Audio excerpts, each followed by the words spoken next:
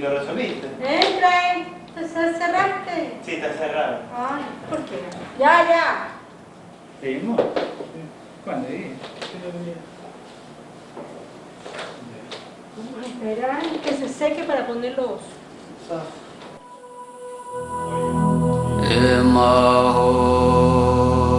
Motsara sanje nawata eto yesu chuwa tuje chenpo tong yendo senpa tuje tona la sanje chan senpa me pochi dechi motsara pato me pa ye dewa jinshi jari shinkante dāne dēne tsebe churmata jewa jinje pama chumparu tero jene nandi shaton sho teke dage me landa pande chochu sanje chanse tanje je keme rupra chinje nangto teya ta benza teya awa podani so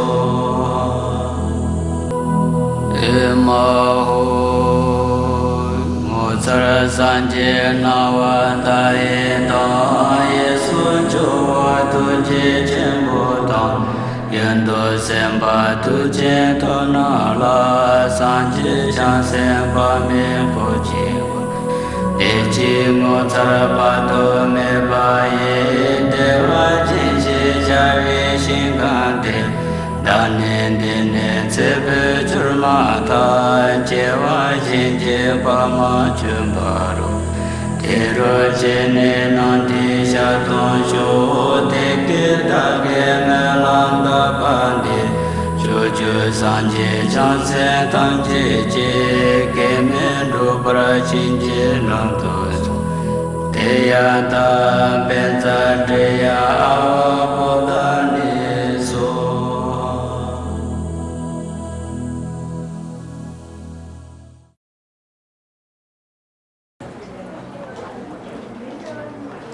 ¿Se lee? Sí, está perfecto. Aquí no. ¿Se lee? Ah, no, ahí para leer eso tenemos que amplificar el texto ya. Tenemos un... Ahí. ¿Ahí? está. Ya, ahí. Bueno, perfecto. Ya, Ok. ya, ahora sí. Ya podemos empezar. Vamos a empezar ahorita, ¿sí? Ok.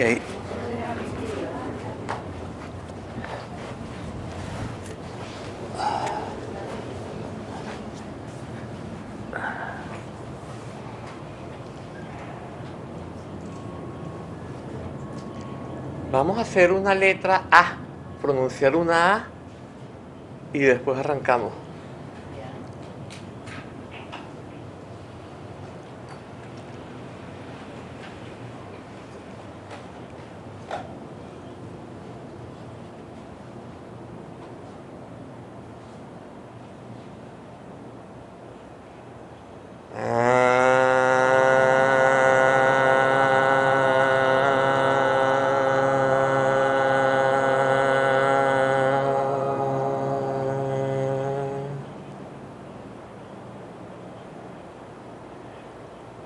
La A es la primera letra de los alfabetos sánscrito, tibetano y de paso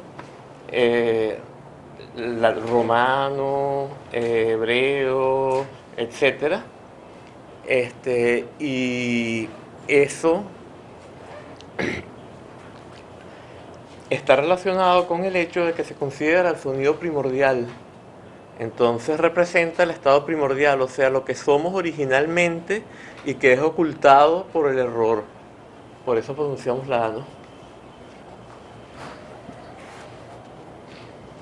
Bien, lo que tenemos en pantalla, tenemos un problemita que se va a opacar de vez en cuando, ¿verdad? Pero bueno, no importa. Cuando sea importante que se vea, yo muevo aquí para que se ponga más brillante. Entonces, hoy vamos a hablar de las 4 nobles verdades. ¿Se oye bien? Sí. Ok, vamos a hablar de las 4 nobles verdades que fue la enseñanza que dictó el Buda Shakyamuni después de su iluminación.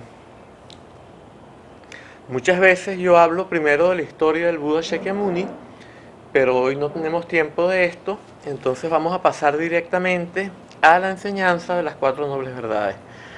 La vamos a explicar de una manera que no es exactamente aquella en que se encuentra en el sutra que recoge ese sermón del Dharmachakra Pravistana Sutra, que es el que recoge la enseñanza originaria que le dictó el Buda en el Parque de los Venados de Sarnath a los 5 compañeros que lo habían seguido y que lo habían abandonado,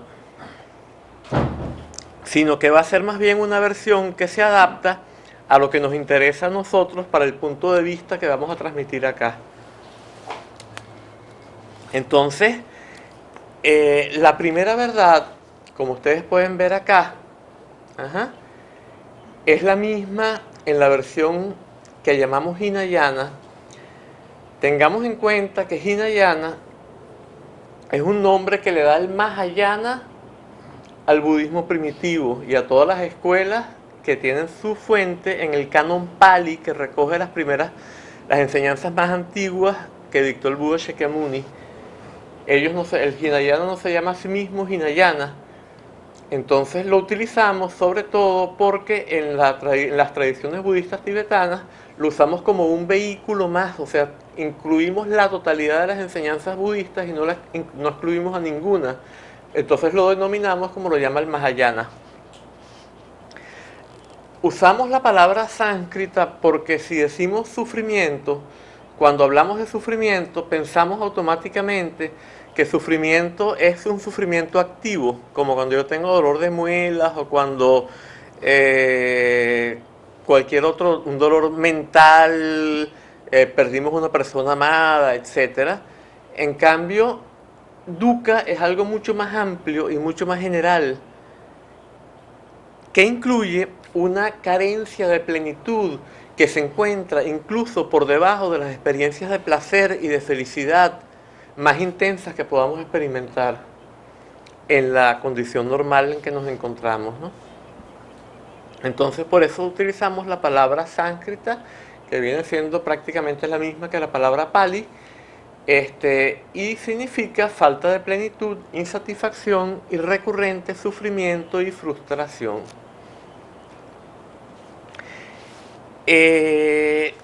Esa primera verdad, el dukkha, en las enseñanzas budistas que se transmiten en el Tíbet, se explica en términos de 8, 6, 3 o 2 categorías. Pero acá vamos a limitarnos a la explicación triple, que es la que se encuentra en el Bodhisattvacharyavattara de Shantideva, que es un texto del Mahayana. Bien.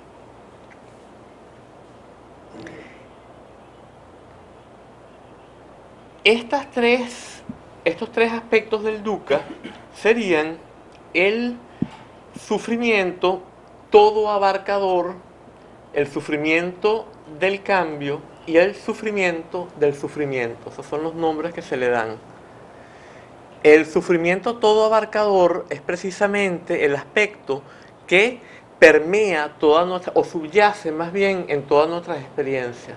O sea, esta falta de plenitud que jamás podemos colmar en tanto que exista la dualidad sujeto-objeto. ¿Por qué? Porque, bueno, el por qué lo vamos a ver cuando veamos la segunda noble verdad. Pero simplemente podemos decir que subyace en absolutamente todas las experiencias que tengamos en nuestra condición habitual, incluso las de mayor placer y las de mayor felicidad. Esto se compara con un pelo muchas veces. El individuo normal se compara con la palma de la mano y el bodhisattva se compara con el globo del ojo. ¿Por qué? Porque la palma de la mano, un pelo no se siente, entonces la gente no necesita tratar de sacárselo. En cambio, en el ojo, el mismo pelo, exactamente idéntico, no se soporta, arde, y entonces hay que sacárselo. La gente normal es como la palma de la mano porque no se da cuenta de que tiene este tipo de sufrimiento. ¿Por qué no se da cuenta? Porque tenemos una cantidad de mecanismos mediante los cuales lo eludimos. Son todos o sea, la famosa represión del psicoanálisis, la famosa mala fe de Sartre, etcétera, etcétera. O sea, son los mecanismos mediante los cuales ocultamos todo lo negativo para poder mantenernos en nuestra condición habitual. En cambio, el bodhisattva es la persona que se ha hecho sensible a esto. Es la persona cuya práctica, cuyas experiencias han minado esos mecanismos, y entonces esto hace que el sufrimiento le arda como el pelo en el ojo. El segundo tipo de dukkha es el sufrimiento del cambio, y este es muy fácil de ilustrar porque es el sufrimiento que tiene un general cuando lo degradan, el sufrimiento que tiene el novio cuando se le va la novia, o la novia cuando se le va el novio, el sufrimiento que tenemos cuando se muere un ser querido, el sufrimiento que tiene la gente cuando le roban el carro, etcétera, etcétera. Y por último, tenemos el sufrimiento del sufrimiento. ¿Y en qué consiste este? Bueno, el sufrimiento del sufrimiento es, por ejemplo, un dolor de muelas, una enfermedad, cualquier cosa que consideramos como negativa en sí mismo y no meramente como negativa por la pérdida de algo positivo, como en el caso del sufrimiento del cambio, o aquello que subyace bajo todas las experiencias como el sufrimiento todo abarcador. Bien.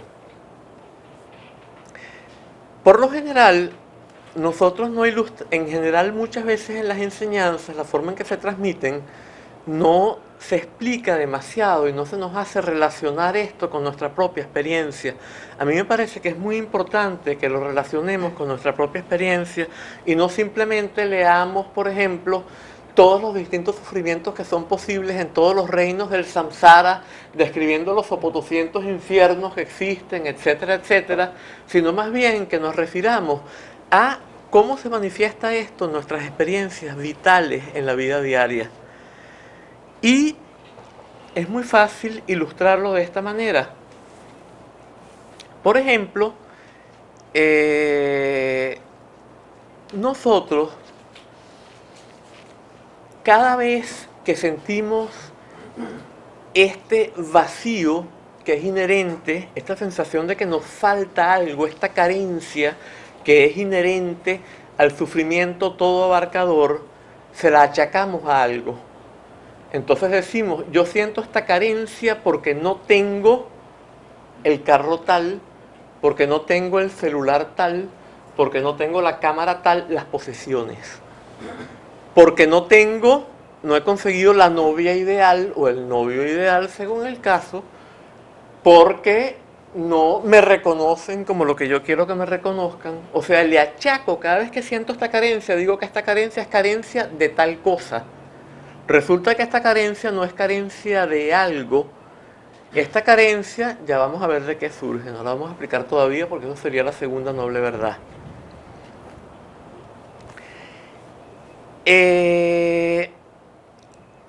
Del mismo modo, nosotros, por ejemplo, tratamos de llenar esto con placer. Esta es una de las formas mediante las cuales tratamos de saciar o de colmar este vacío que sentimos constantemente. Entonces, buscamos el placer a través de muchísimos medios. El modo de obtener placer quizá más intenso para la mayor parte de la gente es la relación erótica. ¿Qué sucede en la relación erótica? Sucede que, supongamos que tenemos una parejita, ¿verdad? Unos novios muy jovencitos. Estos novios muy jovencitos se agarran de la mano. Y por el mero hecho de agarrarse de la mano, ya sienten un éxtasis. Se les disparan las endorfinas allí. Y ya se siente que están volando. Podemos ver allí a los enamorados bajo la lluvia, les llueve encima y no les importa, porque están afectados por estas endorfinas, ¿verdad? Ahora bien, al ratito nos acostumbramos a este grado de placer. ¿Quiénes de ustedes no estaban ayer en la charla de la universidad? Pues, no estaban. Entonces voy a tener que volver a explicar las plumas de ganso. Bueno, ayer lo expliqué más a fondo, expliqué que esto era un ejemplo para los hombres, que las mujeres eran diferentes. Hoy no me da tiempo de explicar todo eso porque tenemos mucho que dar en muy poco tiempo. Es el ejemplo de que las mujeres, imagínense que son un hombre, yo sé que no pueden, pero no me queda más remedio que decir eso, y que 49 bellísimas chicas los acarician con todo por todo su cuerpo desnudo con plumas de ganso, tratando de producirles el mayor placer posible, no de hacerles cosquillas para hacerles una maldad, sino para darles placer. Y yo pregunto por lo general, cuando digo este ejemplo, ¿qué les parece? ¿No? En el caso de los hombres heterosexuales en particular, ¿qué les parece? ¿Eso les dará placer o dolor? Y entonces por lo general me dicen placer, por supuesto. Entonces yo les digo, bueno, ahora imagínense que se los van a hacer por 49 días y 49 noches sin parar. Va a llegar un momento que puede ser al cabo de un ratito muy corto o de mucho tiempo en que yo voy a decir, ¡basta! Y en el momento en que digo ¡basta!, la aceptación se transforma en rechazo. Y el rechazo va a hacer que la sensación de placer se transforme en dolor. Y lo que era placer se transforma en una tortura china. Bien. Otro ejemplo de esto, ¿qué demuestra esto? Esto demuestra que en sí misma la sensación no es ni placentera ni dolorosa. Que la sensación en sí misma es sensación. Que se vuelve placentera cuando la acepto, se vuelve dolorosa cuando la rechazo. Y cuando permanezco indiferente hacia ella, es sensación neutra. Otro ejemplo es el del masoquista. Le paga a una prostituta para que le dé latigazos. La mayoría de nosotros pagaría para que no se los den. Bien. Ahora, entonces, esta parejita que estaba agarrada de la mano y estaba flotando en el aire con ese placer, al ratito se acostumbra a esta sensación y se vuelve indiferente hacia la sensación. Y lo que era placer se vuelve sensación neutra. Entonces ahora necesitan un poquito más, ¿verdad? Entonces ahora se abrazan y otra vez entran en éxtasis. Bueno, y así se acostumbran y entonces necesitan un poquito más. Llega un momento en que entran en una relación de lo que llamamos interacción acumulativa, en la cual las acciones de uno producen un incremento en las acciones del otro, que producen un incremento en las acciones del primero, que producen un incremento en las acciones del segundo, y así sucesivamente, en búsqueda de un pico de placer en el cual nos fundamos en el placer. Pero entonces no estamos viviendo el presente, estamos orientados hacia el futuro, estamos buscando algo allá en el futuro, ya no estamos tanto en el presente. Y cuando llega ese futuro, es un momento que, bueno, tiene una duración, tiene una intensidad, pero no logramos fundirnos totalmente en él. Primero, no estamos en el ahora, estamos orientados buscando algo más allá. Segundo, aún si lográramos centrarnos en el ahora, la dualidad sujeto-objeto hace que subyazca bajo esto la sensación de carencia de una manera sutil. Entonces no vamos a lograr fundirnos completamente y lograr esa fusión absoluta en placer total, que sería lo que desearíamos en última instancia. Este momento, este pico de placer pasa y tenemos otra vez que enfrentar el vacío, esta carencia. ¿Y ahora qué hacemos? Entonces la gente, si tiene energía, a lo mejor busca otra relación, una segunda relación, si no, a lo mejor entonces prende la televisión, si tienen dinero, se quieren ir a comer a un restaurante o irse al cine o qué sé yo, pero de alguna manera hay que eludir otra vez la sensación de carencia. Otra forma mediante la cual, por supuesto, en el caso de una comida la cosa es distinta, porque el placer de una comida nunca es tan intenso, pero en cambio, después de la comida, se disparan las endorfinas por un pequeño periodo y la gente se siente con una satisfacción física. Barriga llena, corazón contento, dicen por allí. Entonces es muy leve, pero es un poquito más duradera. Pero tampoco, jamás nadie puede pensar en fundirse en placer y que desaparezca absolutamente la alienación por una comida. De hecho, no existe, por ejemplo, una vía tántrica para lograr la iluminación a través de una comilona, ¿no?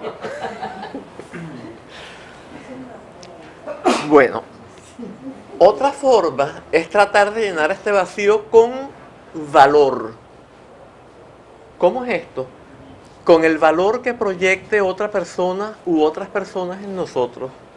Entonces, ¿en qué consiste esto? Bueno, en conseguir, de repente conocemos a alguien que cuando nos encontramos con esa persona, se nos disparan las endorfinas, entonces sentimos que esa persona tiene algo especial. Y entonces queremos estar con esa persona para estar siempre con esas endorfinas disparadas. Y como sentimos que esa persona es especial porque nos disparan las endorfinas, si esa persona le pasa lo mismo con nosotros y nos considera que somos especiales porque disparamos las endorfinas en ella, entonces el valor que ella va a proyectar en nosotros, si se enamora de nosotros, nos va a hacer, creemos que nos va a llenar el vacío, que nos va a proyectar ese valor, y como esa persona vale porque nos dispara las endorfinas a nosotros, entonces nos vamos a llenar el vacío con esto. Ahora bien, ¿qué sucede en este caso? Que nunca llenamos el vacío, como ya dijimos, esto de las endorfinas por sí solo no, fíjense lo que ya explicamos, el caso este que tienen que entrar en esta relación y todo lo que ya dijimos, pero por otra parte, los experimentos que se han hecho, estas endorfinas lo más que duran es 3 años.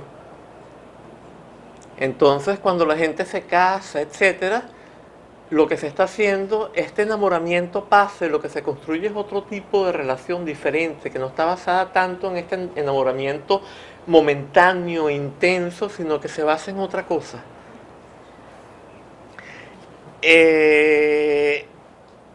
Por otra parte, ¿qué sucede aquí? Estamos utilizando el espejo mágico de la bruja mala de Blancanieves, ¿verdad?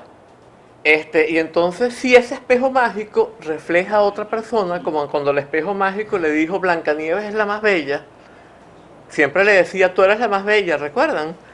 Y entonces un día dijo Blancanieves es la más bella. Bueno, yo aquí preparé la manzana aquella con la poción mágica y toda la cuestión, ¿verdad? Porque tenía que acabar con Blancanieves. Entonces, esto se transforma en una fuente de angustia. Tener un espejo mágico, siempre estamos angustiados acerca de qué está reflejando el espejo mágico. Hay una obra de Marcel Proust, ¿no? En uno de los tomos hay este señor que se enamora de esta chica y entonces tiene miedo de que ella se encuentre con otra persona.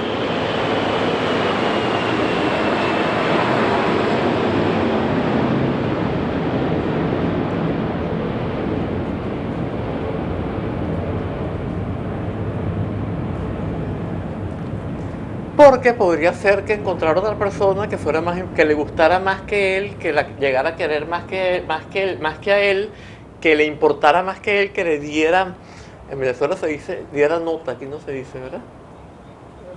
Bueno, ¿ah? ¿Sí? Ok. Entonces, esto se transformó, el tipo terminó encerrándolo en un apartamento, pero entonces la angustiaba entonces si estuviera pensando en otro, aunque no viera otro.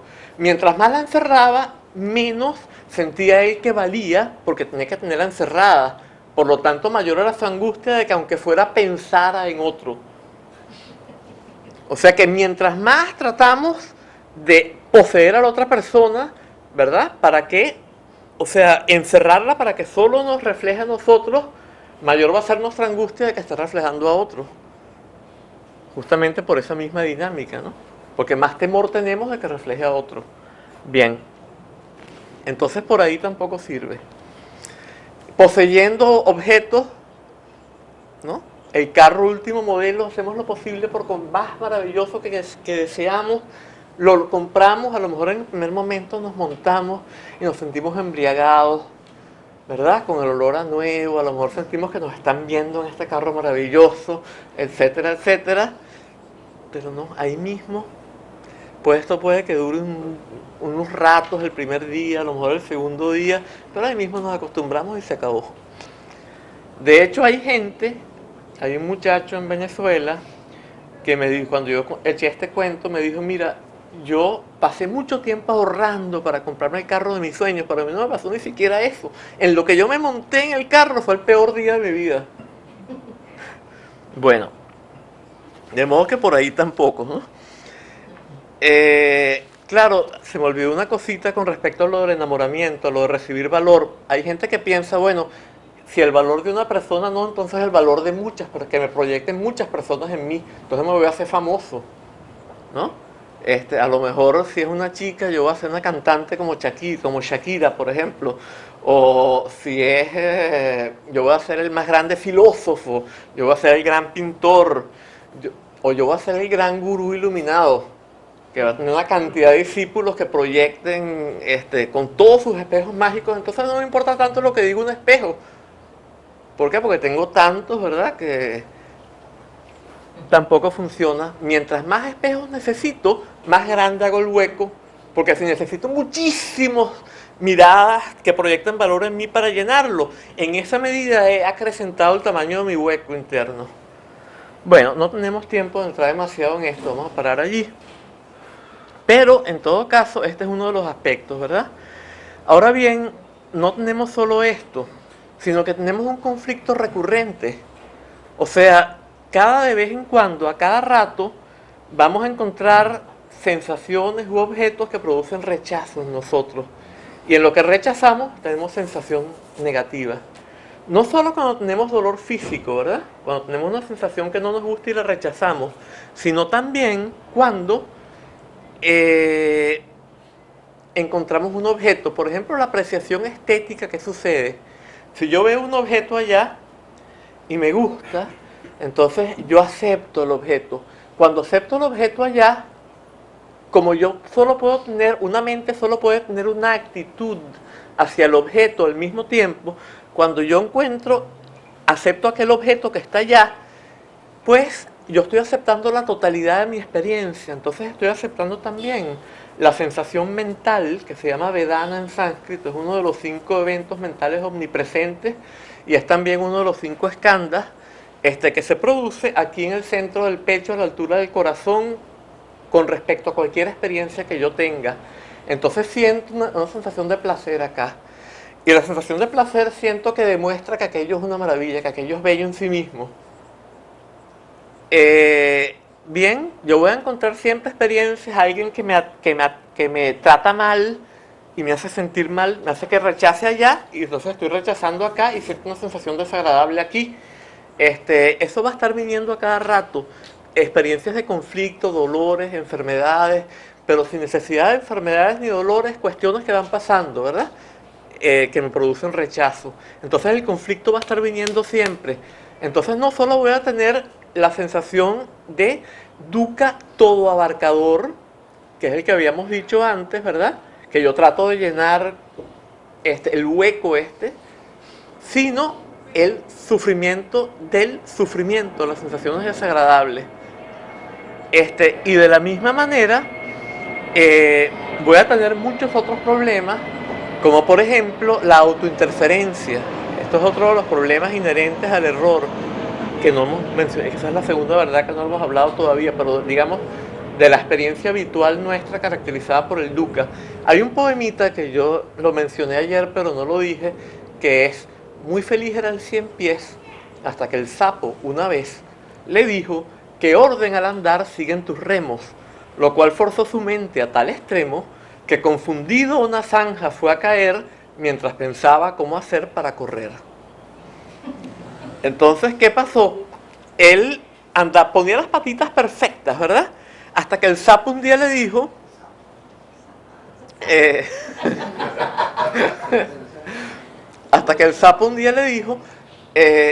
¿cuál patita pones tú detrás de cuál? Y entonces él tuvo que hacerlo autoconscientemente. Y en ese momento ya no lo pudo hacer, se le enredaron las patitas, se cayó una zanja y el sapo... ¿no? Entonces, esto nos está pasando todo el tiempo. Cuando nosotros hacemos un aprendizaje de alguna bailarina que está aprendiendo, ¿verdad? Entonces ella tiene que estarse controlando, fijándose cómo hace la cuestión. Pero cuando ella logra ya incorporar esto, de modo que no tiene que estarse fijando, que es cuando, después de tanto hacerlo, logró crear una rutina y ya no tiene que estarse fijando, entonces allí es que lo hace bien.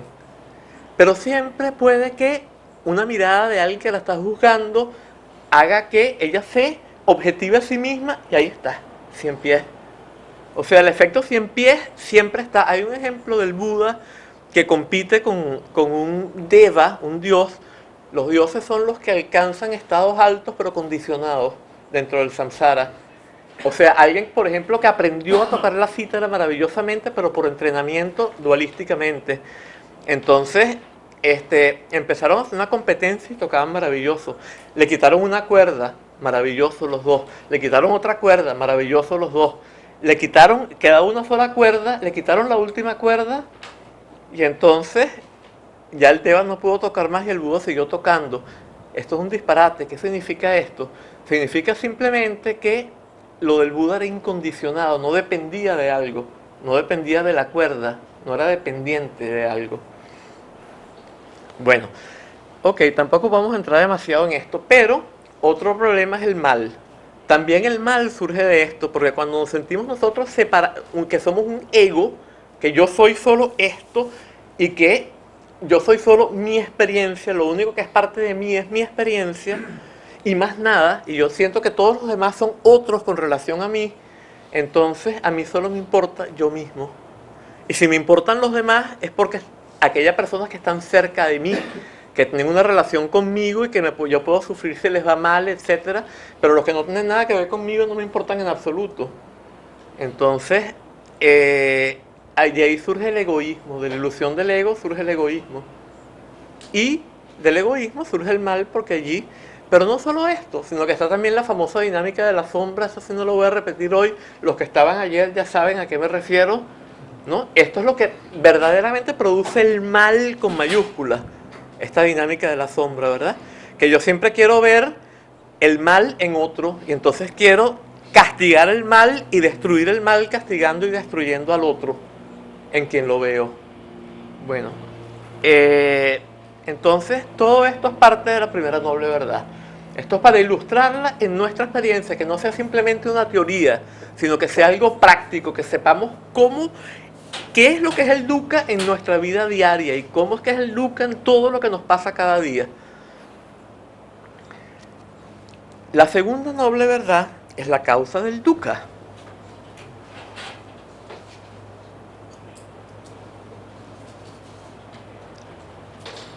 Ok. Bien. Bueno, ahí se ve. Entonces,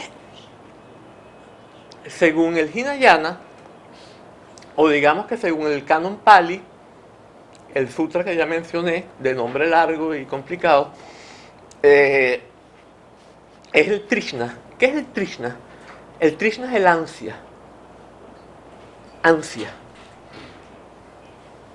Ansia, avidez, y entonces ahí hay una explicación triple, ¿verdad? Kama Trishna en el caso de la sed de placer, Bhava Trishna o sed de existencia en el caso de la compulsión básica de afirmarse, o más bien a afirmarse y mantenerse uno mismo como un individuo separado, importante y autoexistente y de llenar la concomitante sensación de carencia, o Vibhava Trishna, cuando este Trishna se vuelve sed de autoaniquilación en el Nirvana. O sea que incluso cuando entramos en el sendero y queremos fundirnos en el Nirvana, eso es parte del Trishna. Eso no es algo que implica que hayamos superado el Trishna, todo lo contrario, implica que, claro, estamos más cerca porque lo hemos canalizado hacia aquello que puede eliminar el Trishna que es la iluminación, o el Nirvana, pero todavía tenemos el Trishna. Y en tanto que tengamos eso, vamos a seguir manteniendo, en tanto que sigamos deseando el Nirvana, vamos a seguir teniendo el Trishna. Bien. Ahora bien, en el Mahayana se dice que la causa del dukkha es la avidya. Esto ya se encontraba en el Hinayana o en el Canon Pali, porque el primero de los 12 nidanas, a lo mejor quizás probablemente los que están haciendo el Shedra han visto esto de los 12 eslabones de originación interdependiente. No lo sé si han llegado allí o no, pero ¿sí han llegado? Ok. Bueno, entonces el primero de los 12 nidanas es la avidya. En cambio, El Trishna es un eslabón muy posterior. Eso significa que la causa del Trishna es la avidya, eso ya estaba en el Hinayana. No era necesario que el Mahayana viniera a decirlo, pero el Mahayana tiene que decirlo porque directamente, sin necesidad de que tengamos que ir a otra cosa, en la misma enseñanza de las 4 nobles verdades se sepa en qué consiste la avidya. Eso no era tan claro en el Hinayana por motivos filosóficos, ¿verdad?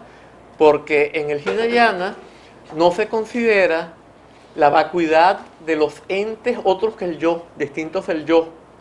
Esa vacuidad se postula solo en el Mahayana. ¿Y por qué? ¿Cuál es la implicación de eso? No voy a entrar porque se nos va a ir el tiempo en algo muy complicado. Si alguien quiere saber por qué se lee budismo y Dzogchen, no hace falta como ayer el libro este que no está impreso, este ya existe. Y de paso lo tiene Carlos, o sea que me imagino que se puede copiar, ¿verdad? O sea, a lo mejor hasta lo venden por acá en Ecuador, ¿sí? Bien. Entonces, en la enseñanza Dzogchen se habla de 3 tipos de avidya. Quizás es importante explicar estos 3 tipos de avidya. En verdad hay 2 explicaciones distintas de los 3 tipos de avidya. Pero vamos a concentrarnos en una de las 3 explicaciones porque es la más fácil de entender y la que parece a primera vista más relevante y la que no nos exige que entremos con una cuestión complicada de unas enseñanzas del tercer Dharmachakra, etc. El tercer Dharmachakra, a los Dharmachakras se refirió Lama Tenzin el domingo, no sé si recuerdan esto. ¿Sí? Bien. Entonces, los 3 tipos de avidya que nos interesan, el primero sería la ignorancia de nuestra verdadera condición. El segundo tipo de avidya, esto está ahí escrito, ¿verdad? El segundo tipo de avidya sería el error que consiste en percibir como autoexistente y sustancial lo que no es tal, como incondicionado lo que es condicionado, como capaz de producir satisfacción lo que no puede producir satisfacción, como en sí mismo valioso lo que no es en sí mismo valioso, sino que depende de que nosotros le demos valor, etc. O sea que siempre implica una confusión de categorías. Confundimos una cosa con otra. Pensamos que lo que es de cierta manera es de otra. Eso es el segundo, ese es el error, el segundo tipo de avidya. Y por último, el tercero consiste en el meta-error, o sea, el error de no darnos cuenta de que el error es un error. Bien. Elías, perdón, cuando dices ignorancia de nuestra verdadera condición, ¿a qué te estás refiriendo con nuestra verdadera condición? Ok, nuestra verdadera condición es la naturaleza búdica, digamos. Podríamos decir también que es la palabra que usó el Khenpo también el domingo, dharmata. ¿Sí? En tibetano es chöñi. Chö es dharma y ñi es ta. Cuando hablan de los bardos, el segundo de los bardos después de la muerte es el chöñi bardo, el bardo de la dharmata. Bien. Quizá vale la pena señalar, pero en el marco vamos a explicar entonces por qué la avidya es la causa del dukkha. Porque ya dijimos que es la causa, pero con eso no basta. Tenemos que entender por qué la avidya es la causa del dukkha. Y en particular, la causa principal del dukkha es el segundo tipo de avidya. ¿Por qué? Por lo siguiente. Eso lo explicamos ayer, pero ahora lo vamos a explicar en términos propiamente budistas.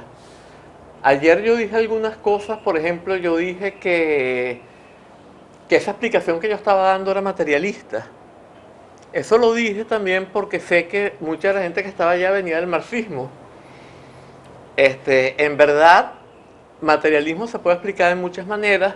Carlos hizo esta observación, ¿no? Desde el punto de vista del economismo, del marxismo, materialismo implicaría otra cosa más. Pero esa otra cosa, Engels al final de su vida dijo que lo que impulsaba la evolución espiritual de la humanidad no eran en última instancia las condiciones de la infraestructura, sino las necesidades de desarrollo del espíritu humano. Entonces los mismos marxistas y el mismo Engels, que es el que más énfasis pone en la famosa pirámide esta en la cual la infraestructura determina la supraestructura, termina reconociendo que en verdad no hay tal determinismo al final de su vida y diciéndolo públicamente. Sin embargo, la mayor parte de los marxistas se aferran a la famosa piramidita esta, etcétera, etcétera. Bueno, pero eso no viene al caso aquí. Entonces, lo importante viene siendo lo siguiente. En lo que surge la dualidad sujeto-objeto, yo siento que soy un ente meramente espiritual y no físico que se encuentra detrás de los ojos y entre los oídos y que se encuentra a una distancia del mundo físico. Entonces, ¿qué ha sucedido? Que se ha roto la totalidad en mi experiencia. Como en mi experiencia se ha roto la totalidad, experimento una carencia de totalidad.